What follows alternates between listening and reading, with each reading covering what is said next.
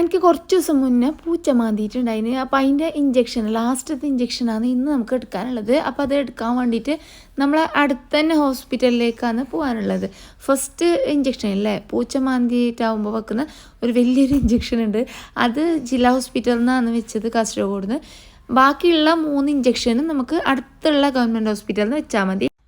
അങ്ങനെ ഞങ്ങൾ ചായ കൂടി കാര്യങ്ങളെല്ലാം കഴിഞ്ഞ് ദുവാമോളെ എണിച്ചിട്ടാകുമ്പോഴത്തേക്ക് ഓൾക്ക് ചോറ് ചൂടാക്കുന്ന കാണുമ്പോൾ അത് മതി എന്ന് പറഞ്ഞ് അങ്ങനെ ചോറും കറിയും മുട്ട പുഴുങ്ങിയതാണ് ഓളിപ്പോൾ കഴിക്കുന്നുള്ളത്. പിന്നെ എൻ്റെ റൂമിൻ്റെ ഈ ഒരു ഭാഗത്തായിട്ട് അവിടെ ഫിറ്റ് ചെയ്തിട്ടുള്ള ഒരു വാർഡ്രോബ് ഉണ്ടായിന്.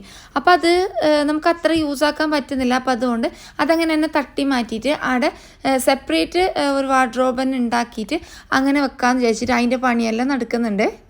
പിന്നെ ഈ ഒരു ഭാഗത്ത് 2 തട്ടുണ്ടായിന് വാർത്തിട്ട്. അപ്പോൾ അത് അർമാനും ഉപ്പാലും കൂടിയിട്ടാണ് അതിൻ്റെ കാര്യങ്ങളെല്ലാം ചെയ്തിട്ടുണ്ടായിരുന്നു. പക്ഷേ അതൊരു അടുത്ത വീഡിയോ ആയിട്ട് ചെയ്യാം. ചെമ്മീൻ ബിരിയാണീൻ്റെ മസാലക്കുള്ള ഉള്ളിയും തക്കാളിയും എല്ലാം കുക്കറിൽ 2 വിസിൽ അടുപ്പിച്ചിട്ട് വെക്കുന്നുണ്ട്. ഇതിൻ്റെ ബാക്കി കാര്യങ്ങളെല്ലാം വന്നിട്ട് ചെയ്യാം. അങ്ങനെ നമ്മളിപ്പോൾ ഹോസ്പിറ്റലിലേക്ക് പോകുന്നുണ്ട്. ദ്വാമോളെ കാലം ഉണ്ടില്ലേ, ഓള് ചെറുതായിട്ടൊന്നും വീണുപോയി. അതിൻ്റെ ബേജാറിലാണ് ഓളുള്ളത്. ചിരിക്കാൻ പറഞ്ഞിട്ടാകുമ്പോൾ ഒരു ചിരി വരുത്തിയ പോലെ ആക്കി അത്ര തന്നെ.